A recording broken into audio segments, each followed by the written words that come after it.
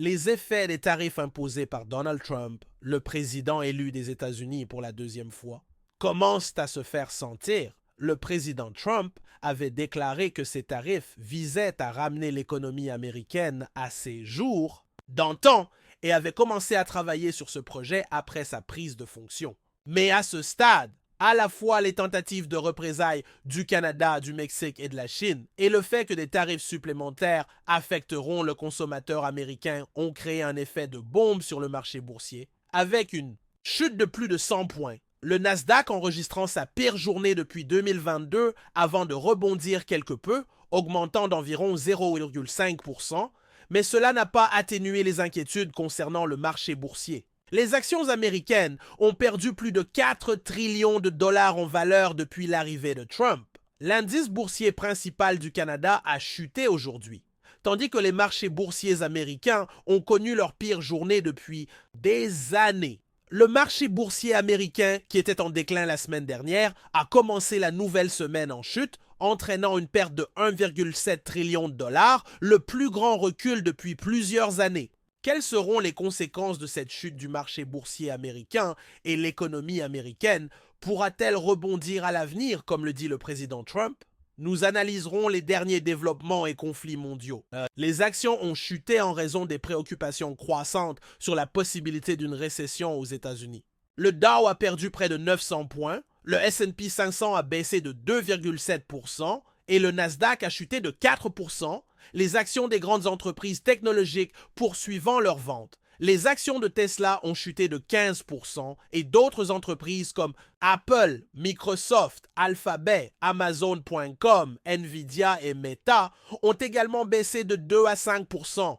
Trump a refusé de réduire les possibilités d'une récession cette année, déclarant qu'il y aurait une période de transition, car ce que nous faisons est grand. Certains investisseurs affirment que l'attitude imprudente de l'administration Trump concernant le déclenchement d'une éventuelle récession a perturbé les observateurs du marché, qui croient que la position pro-croissance de Trump stimulera l'économie et les marchés. C'est la première fois qu'une administration affirme sérieusement que les tarifs entraîneront des souffrances, a déclaré Shelby McFadden, analyste en investissement chez Motley Fool Asset Management. Le rapport sur l'emploi indique que le marché du travail reste stable pour l'instant, mais pourrait se détériorer, certains analystes craignant que les pertes d'emplois n'augmentent à mesure que l'administration Trump poursuit les déportations et les licenciements gouvernementaux. George Calhoun, gestionnaire de portefeuille chez Penn Mutual Asset Management, a déclaré que nous avons une administration radicalement différente de la précédente et que d'autres préoccupations pourraient potentiellement nous mener à un atterrissage brutal. Le déclin du début de semaine suit une semaine turbulente sur les marchés, les inquiétudes augmentant sur la manière dont les politiques tarifaires imprévisibles de l'administration pourraient affecter la croissance des États-Unis. Le S&P 500 a clôturé la semaine dernière avec une baisse hebdomadaire de 3,1%, la plus forte chute depuis 6 mois. Au début de la semaine, le rendement de l'obligation du Trésor américain à 10 ans est tombé à 4,21% contre 4,31% la semaine précédente. L'indice du dollar de Wall Street était proche de son niveau le plus bas depuis début novembre, ayant subi sa plus grande baisse en plus de 2 ans en raison de l'incertitude économique et de la politique étrangère à l'étranger. Les actions chinoises ont chuté ce week-end.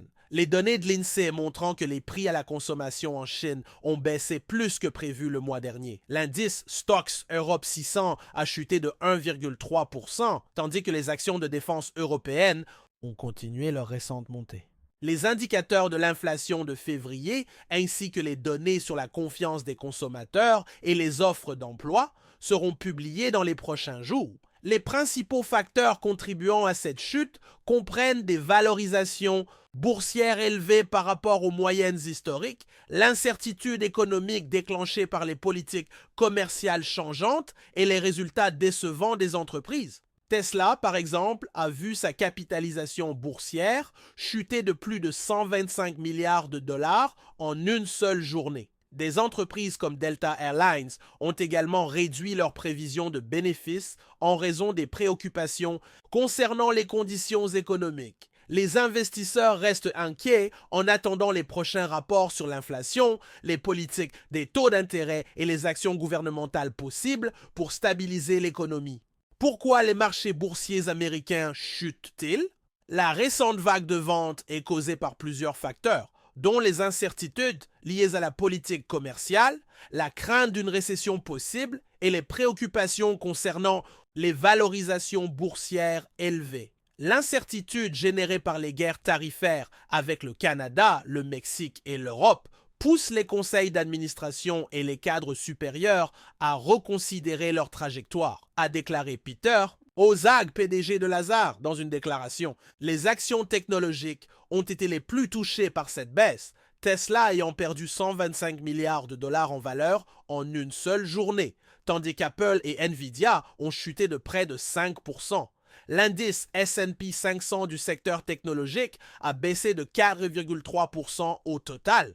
Par ailleurs, l'action de Delta Airlines a chuté de 14% après que la compagnie a réduit de moitié ses prévisions de bénéfices pour le premier trimestre. Les inquiétudes des investisseurs concernant une récession éventuelle se sont intensifiées. Le président Donald Trump a déclaré qu'il détestait prédire ces choses, expliquant qu'il y avait une période de transition car les mesures prises étaient considérables. Rose Mayfield, stratège en investissement chez Bay, a noté que l'administration Trump semblait un peu plus ouverte à l'idée d'accepter une chute du marché, voire une récession, pour atteindre ses objectifs plus larges. La Maison-Blanche a répondu aux craintes de récession en insistant sur la solidité de l'économie malgré la baisse du marché. Kevin Hassett, président du Conseil économique national, a souligné qu'il y avait de nombreuses raisons d'être optimiste quant à l'avenir de l'économie, bien que des volatilités aient été observées dans les données de ce trimestre.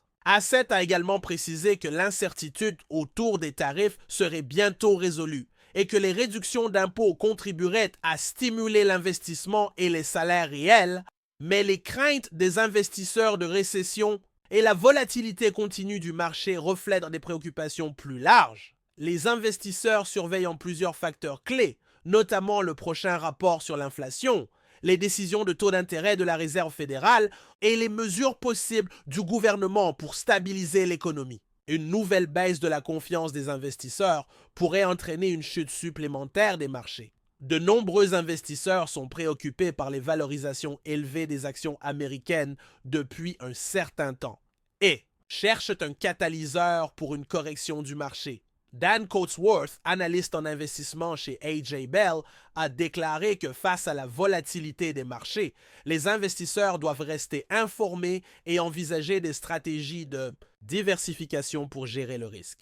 Pendant ce temps, les négociations pour renouveler l'accord États-Unis-Mexique-Canada ont commencé un an plus tôt que prévu. Le ministre du Commerce Howard Lutnick et le représentant commercial des États-Unis, Jamieson Greer, ont rencontré jeudi des responsables canadiens, dont le ministre des Finances Dominique Leblanc, l'ambassadrice des États-Unis Kirsten Hillman et le premier ministre de l'Ontario Doug Ford pour revoir l'accord commercial intercontinental négocié par Trump lors de son premier mandat, visant à remplacer l'accord de libre-échange nord-américain et signé en 2020.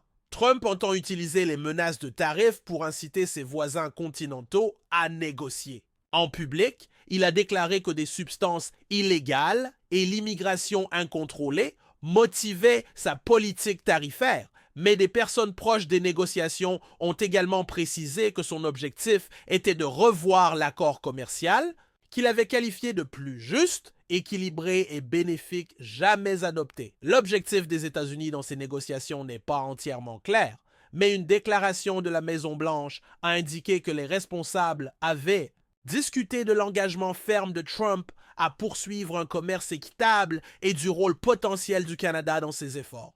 Le président Trump a longtemps critiqué les politiques énergétiques dirigées par l'État du Mexique et l'implication de la Chine dans l'industrie automobile, mais le Mexique a reçu moins d'investissements chinois que les États-Unis et le Canada. Trump a également critiqué les protections canadiennes pour son industrie laitière nationale et a menacé de fermer définitivement son industrie automobile si ses exigences commerciales n'étaient pas satisfaites. Ford a indiqué que Lutnick avait demandé aux responsables de discuter de la renégociation de l'accord commercial après que le premier ministre de l'Ontario a annoncé qu'il supprimerait les taxes à l'exportation sur l'électricité envoyée aux États-Unis et réduirait les tarifs sur l'acier et l'aluminium de 50% à 25%. Ford a précisé que les négociations pourraient prendre du temps, ajoutant que l'objectif était de bâtir une relation.